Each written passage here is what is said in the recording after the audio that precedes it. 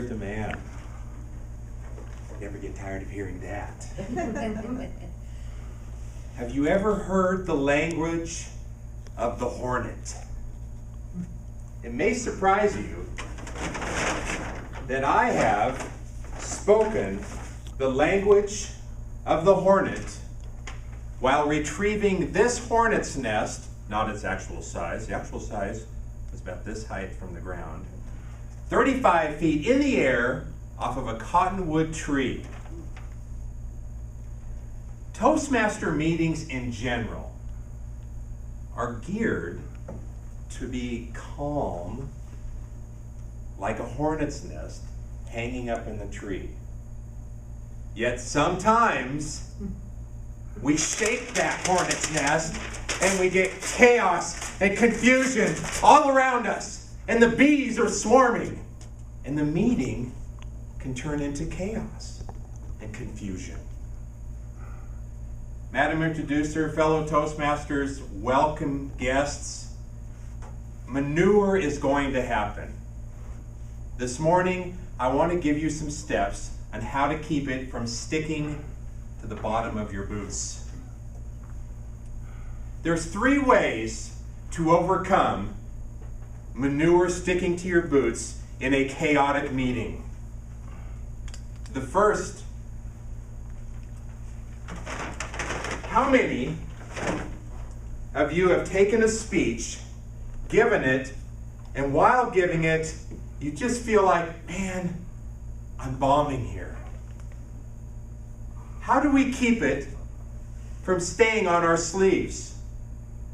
Don't wear a speech on your sleeve if you feel like you failed at it. An example of that is when I was a wee toddler. My mom would say, go out and play.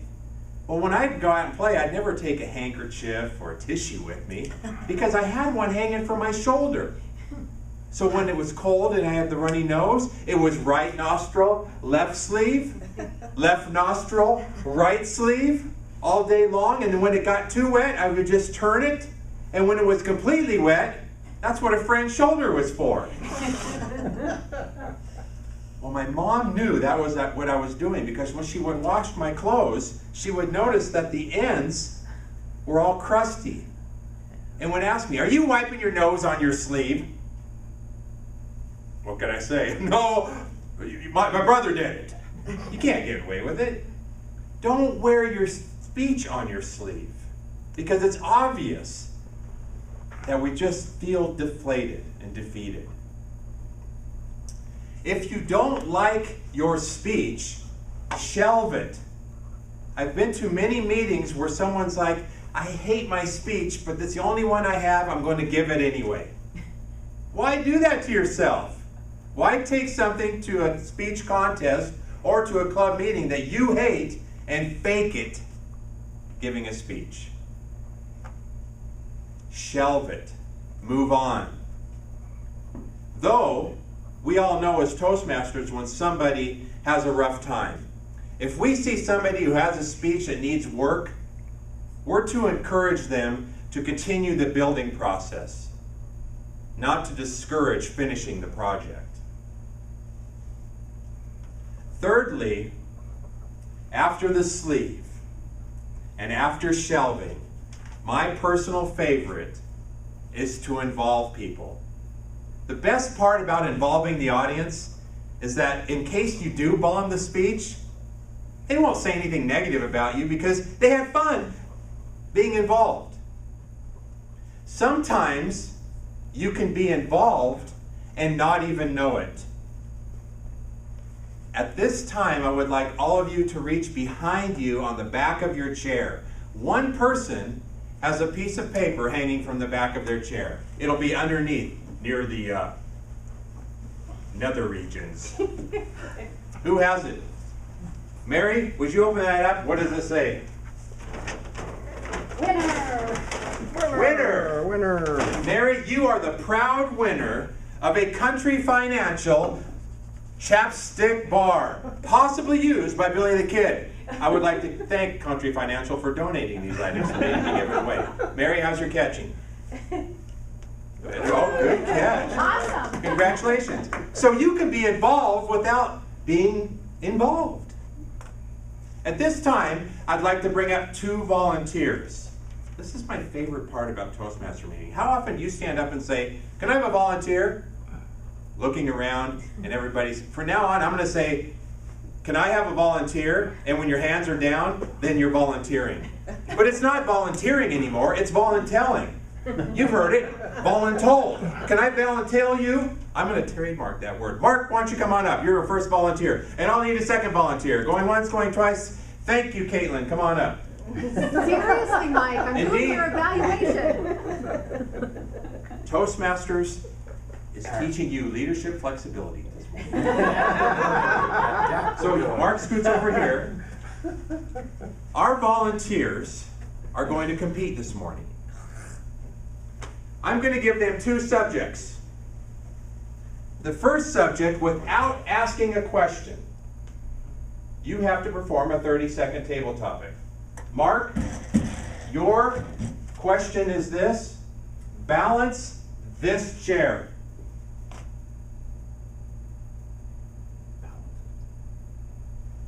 It's balancing. It's balancing. But your table topic is 30 seconds long. Oh.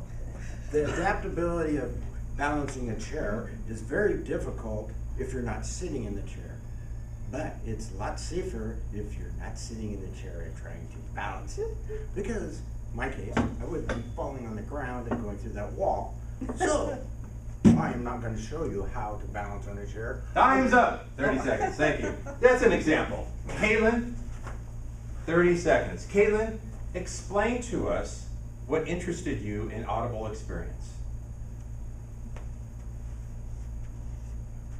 Mr. Mike, fellow audience, what interested me in audible experience is my dear friend Deborah, who's so excited and enthusiastic about this club and exploring the way speakers can improve, and the notion that everyone can be a wonderful speaker has interested me in audible experience. Excellent job. Please give them a round of applause. And before they leave, they too have won a prize. Chapstick for all today. Congratulations. You are entirely welcome. I'm excusing myself. It is from Billy the Kid. During that involvement exercise, Mark had the worst of the 2 table topics. First, I didn't ask him to explain balancing a chair. I didn't tell him how to balance the chair. He could have lifted it up above his head, could have sat on it. But you notice in the beginning it was an awkward silence? He could have sat there for the whole table topic time and not said a word. And how would we have all felt? Awkward. It's a long 30 seconds. Yet Caitlin had the same amount of time, but it seemed to go by a little faster because she had something to say. I gave her a question to speak.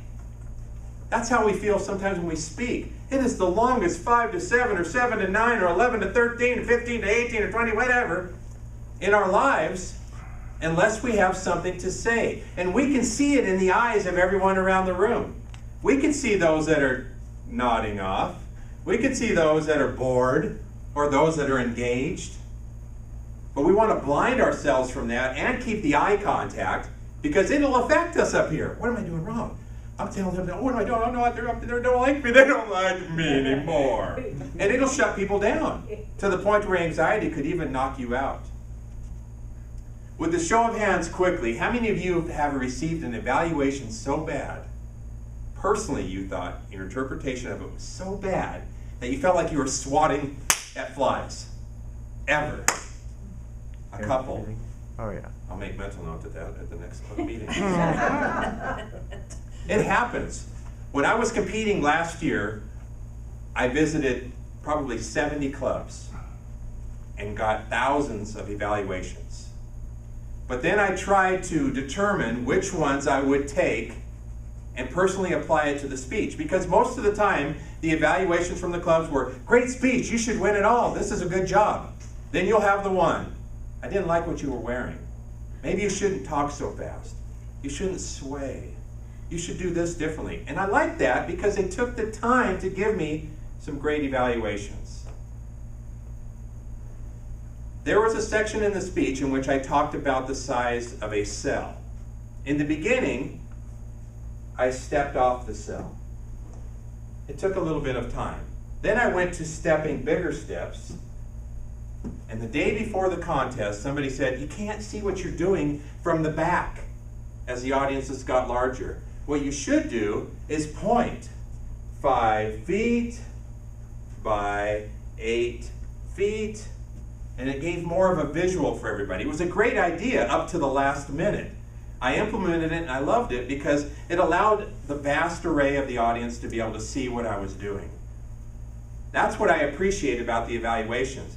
This club here was instrumental in me changing a lot of aspects of the speeches because the evaluations were sincere, they were honest, and there were no holds barred. Really important, and that's what I appreciate about the specialty clubs. I mentioned being involved in swatting. But how about a pretty darn good speech? How many of you have believed that you've written at least one pretty darn good speech? Everybody has. So what will it take for you to take that pretty darn good speech into a competition level? I remember the first speech, and I've shared this before, the icebreaker speech, shaking, and it would have been an awesome speech had the word of the day been But I was shaking, and I remember that. And I thought, this is terrible, I'm butchering myself, but I liked it. It was kind of like a rush. But I felt like a deer in headlights. And I recall the other night driving home, and when I went around the corner, there the deer was, probably the elk. It's hard to tell for me. Big old eyes, stomping right in the middle of the road, wanting to have a stare down with my truck. So I gave him that opportunity, or her, staring at the truck. And I realized then, it dawned on me what that deer or elk was thinking. They were thinking, I hope I don't have to give a speech. True.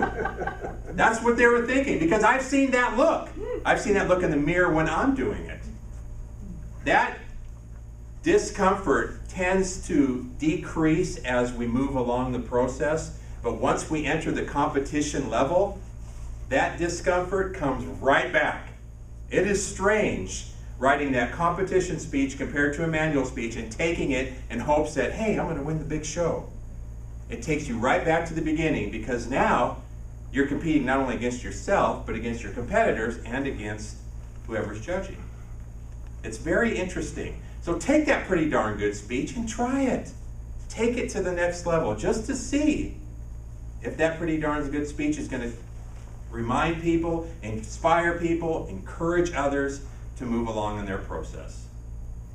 Involving others in a competition level takes some time and some thought. Not wearing it on your sleeve, definitely you don't want to do it in a competition level. And if you don't like it, heck, shelve it and move on to the next one. So that pretty darn good speech comes into play when you're moving forward in those type of competitions. At this time, I had 2 volunteers earlier. I'd like to have 3 volunteers this time. 3 volunteers. And Mary's like, man, don't you call him. He already gave me some chapstick. Which is why I'm going to call on Kathy Starr. I'll volunteer. Look at this. Coming on up already. Sheila, because he knew I was going to call him and you have to limp up anyway. So we have our 3 volunteers. The man stands in the middle because you are the Oreo today. I'm the filling. So this is going to be an interesting competition. The competition winner is going to be based upon audience participation. The louder clap, the winner. But our competition is going to be different than any other competition you have ever seen in the history of Toastmaster International. I'm going to give you a subject. You have 3 seconds, 3 seconds only, to answer this subject. We would like you to give us a terrible table topic title. 3 seconds. Man in the moon. Man on the moon. Remember that. John, you have 5 seconds for yours. Wait until the question's asked. You have 5 seconds to give us 1 sentence of a terrible speech title in a sentence. Terrible speech title. Go. Why I married her. Why I married her. Terrible.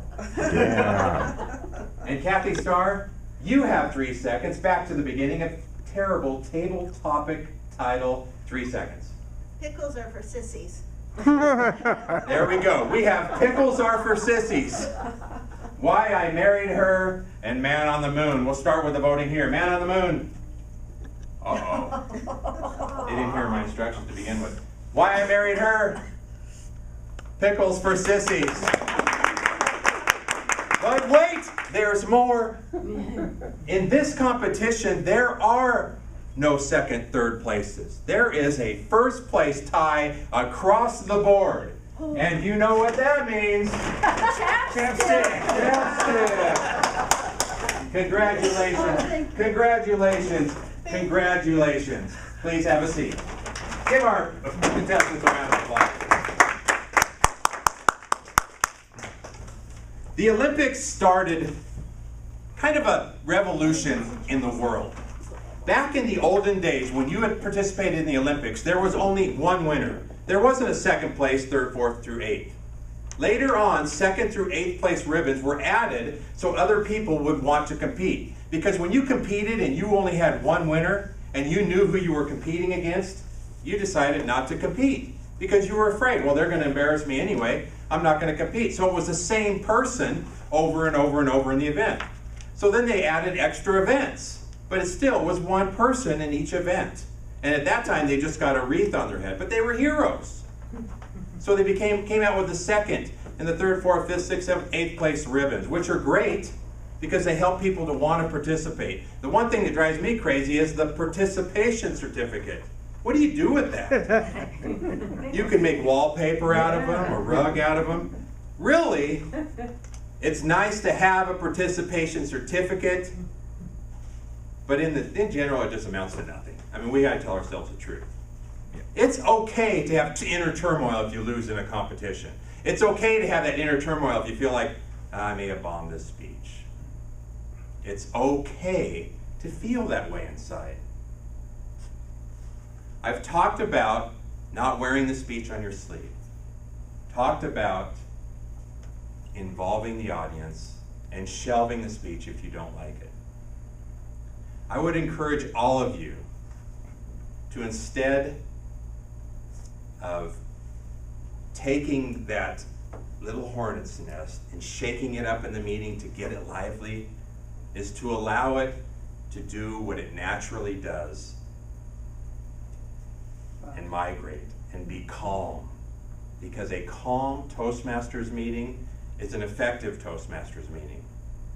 I attended a meeting in which all they were about is signing the poster board. You all know the poster board.